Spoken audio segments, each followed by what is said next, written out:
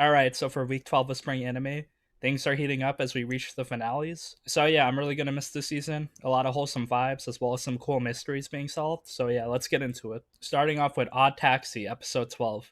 So the bank heist is going down as per Dobu's scheme. So Odokawa lost his inside man, as well as losing the little brother police officer because I don't know, he was too scared.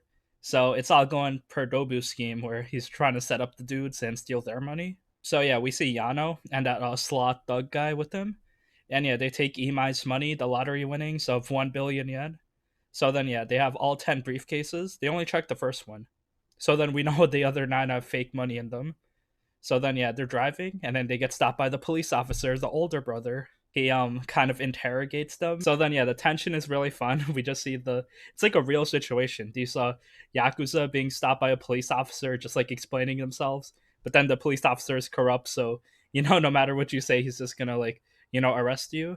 So then he takes them to his car for questioning, and then there's just like some good ass like rap instrumental like music in the background. So I really love this scene. And then while they're in the police car, Dobu comes in and steals the van. So yeah, they realize they've been set up. So they beat up the older brother police officer, and I guess they're chasing Dobu now. Dobu hooks up with Odokawa in the parking lot, and then he takes the last briefcase from them as well. So Dobu has all 10 briefcases. Him and Odokawa, their business is finished. So yeah, I guess like Dobu's plan succeeded. He got all the money. The thing is though, Odokawa put that GPS tracking chip that was in his taxi onto Dobu's van. So when they like picked up that one briefcase and came back to like collect all the other 9 briefcases, the gotcha gamer comes in with the gun. So he's out here, his life was ruined and he finally found Odokawa. So then yeah, Dobu realizes that he shot all 6 bullets of his gun since it's a revolver. So he has like nothing really to be afraid of. So he just like tells Odokawa to say sorry for him. Odokawa doesn't know what he did, but then yeah, he explains it that, oh, you almost hit me with your car, and then I lost my phone because of you.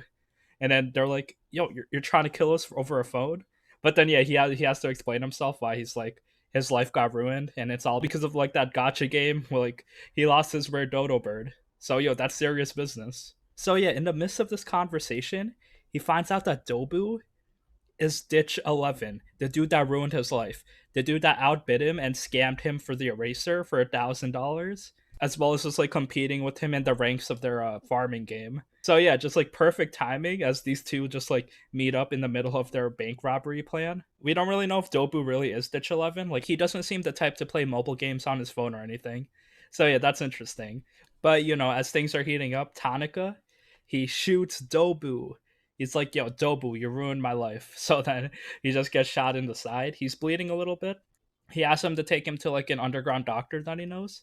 But then Odokawa like pulls his plan. He's like, bro, I ain't helping you anymore. It's the hospital will come to you, but our business is over. Odokawa just cold heartedly leaves Dobu there on the floor.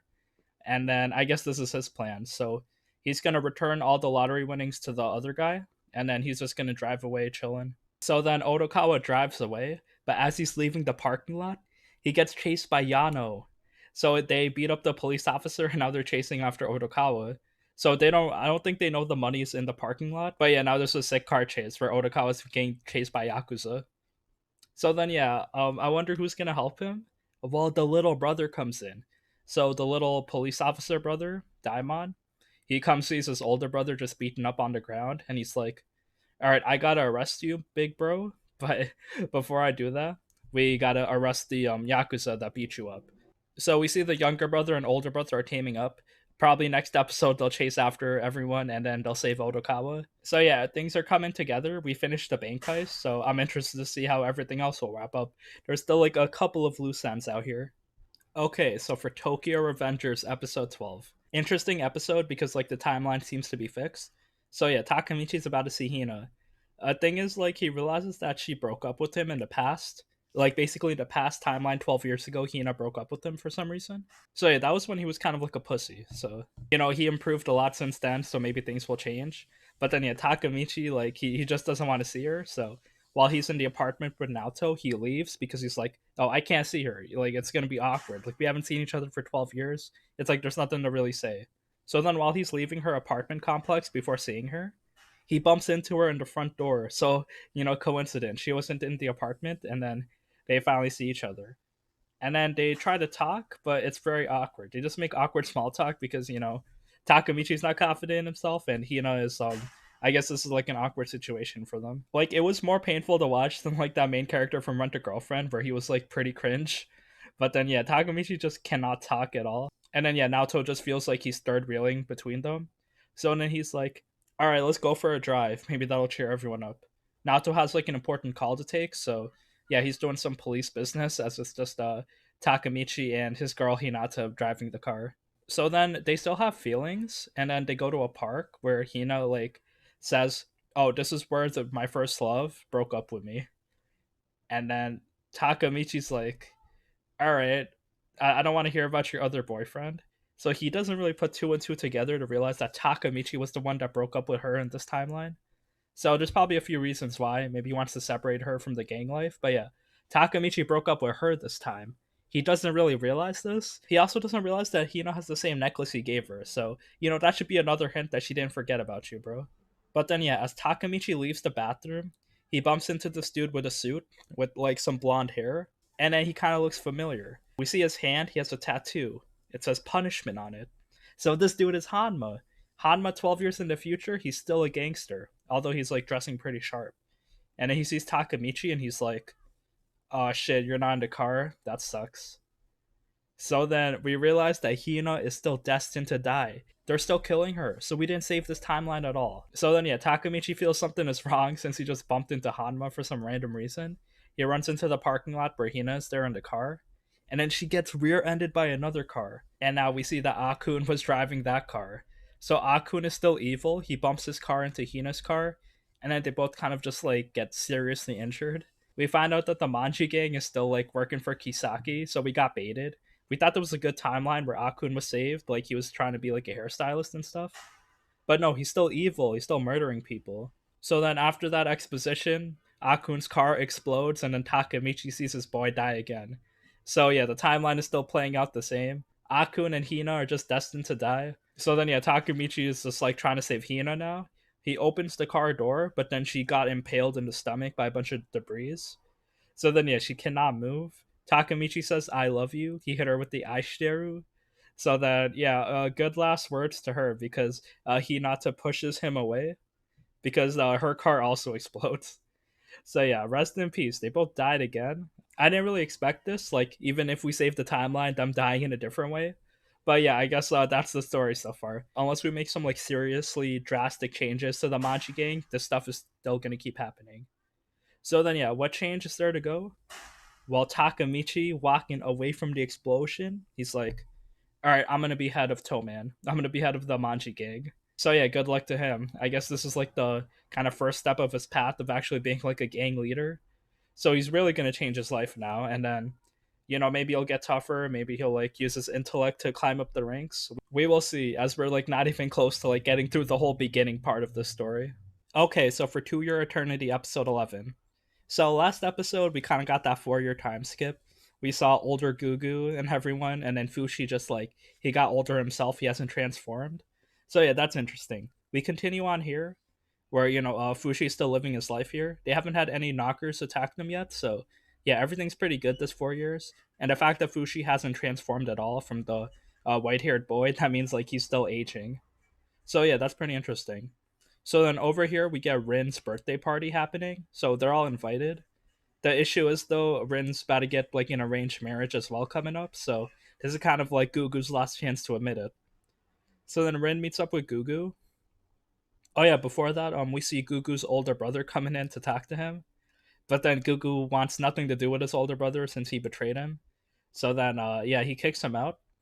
His older brother said he's changed, but then he gives the ring that Gugu gave him, which was Rin's ring, back to him. He doesn't want it, so he gives it back to Rin. Rin actually sees it and she realizes that this is her ring. So she realized that Gugu is the guy that like she saw in the marketplace a while ago. So yeah, he has that mask on for some reason, and now she can kind of piece the details together. So she goes to confront him. So he's kind of like a dense anime character over here. This girl is like trying to like get you to confess, and then he's just doesn't say anything. So yeah, it's really funny to see Gugu all grown up, but he hasn't really changed personality wise. Also, after that, the old man gives him a better mask, but it has flint on the mouth, so he can kind of control the fire pretty easily. So then he doesn't need like a torch; he can just like automatically spit fire from his mask. So then yeah, they go to Rin's birthday party, Gugu and Fushi. So then after Gugu gets bullied a bit, he gives Rin the present. It's these purple flowers called dream flowers. And then those were the flowers that Rin was picking when Gugu saved her life. And then Rin kind of runs away. The thing is, though, Rin actually likes these flowers, and then she wants to talk to Gugu about it. They realize that like who they were, how Gugu saved her life 4 years ago, and then he got crushed, like he got a big face injury. So then now that they finally put that together, they kind of like admit their feelings to each other. But then before they were about to say anything or do anything, the floor under Fushi just collapses. They're on kind of like this outside cliff area, and then he's Gugu's just falling on the ground because the knockers attack. So immaculate timing by them, and then they attack and cockblock Gugu because him and Rin were about to like admit their feelings. So I guess Fushi's about to be out here fighting these knockers. Maybe Gugu will help. Maybe he'll die, and yeah, we'll see as stuff continues. Okay, so for Shadow's House, episode 12, we trying to rescue Ameliko. She got kidnapped by Edward. Edward's trying to like get her to snitch. They're like, she's being interrogated, similar to like a JCS police interrogation, where Edward's just like mimicking his voice, and then he's just trying to convince Imeliko to rat out Kate. And then like she's a bit hungry; she hadn't eaten any bread rolls yet.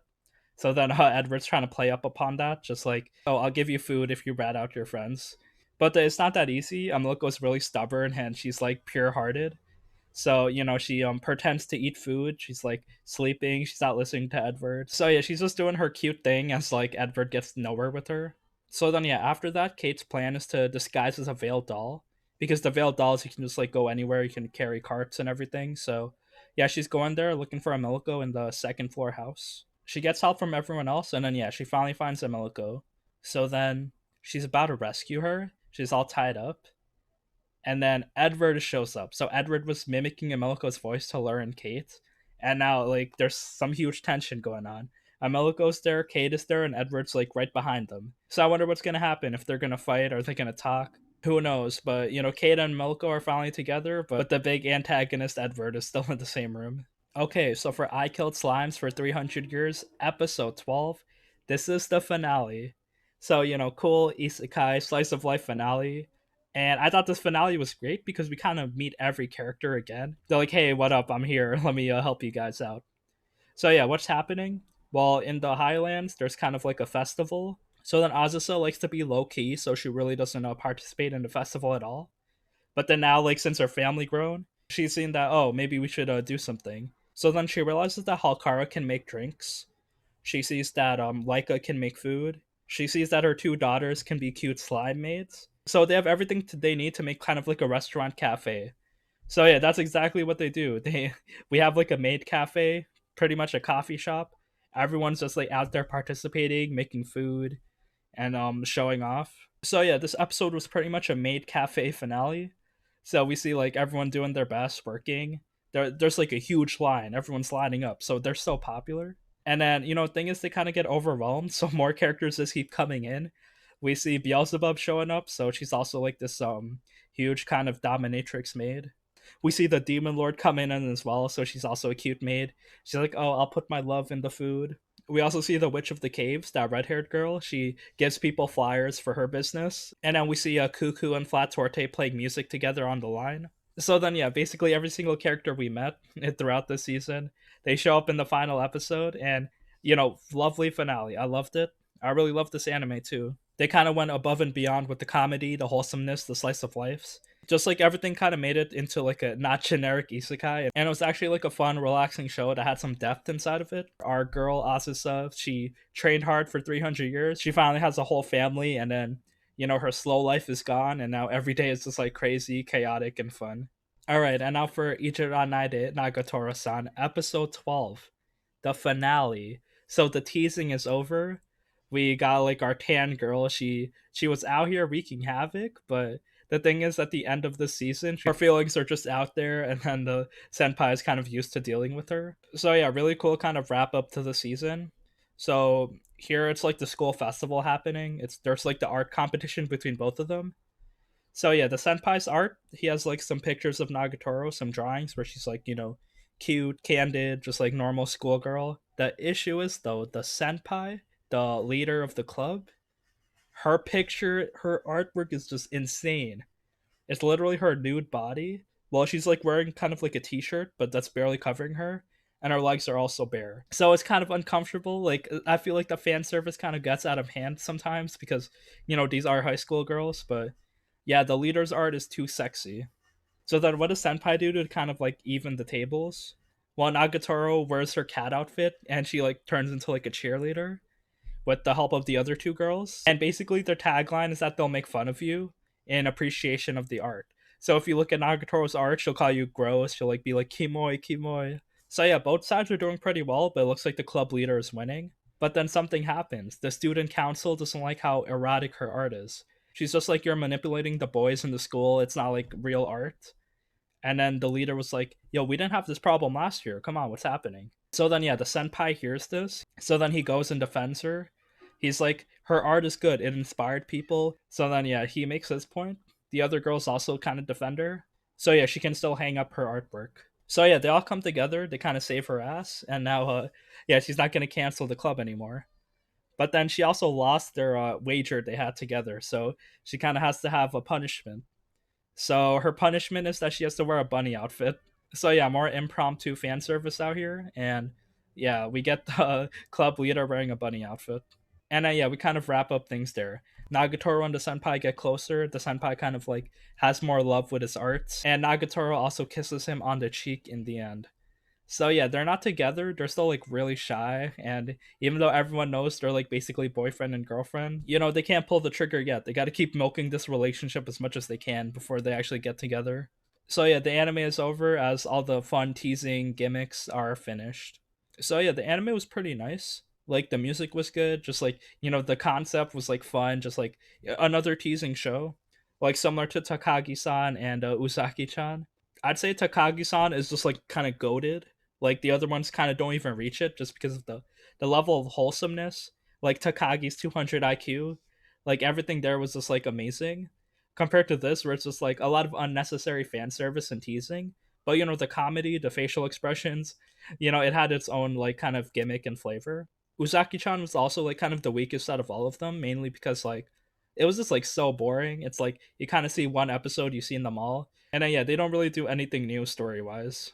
Again, tan girl teasing, very sadistic, but then the senpai gets used to it, and then they develop their relationship. It's everything I expected, and the anime did a good job.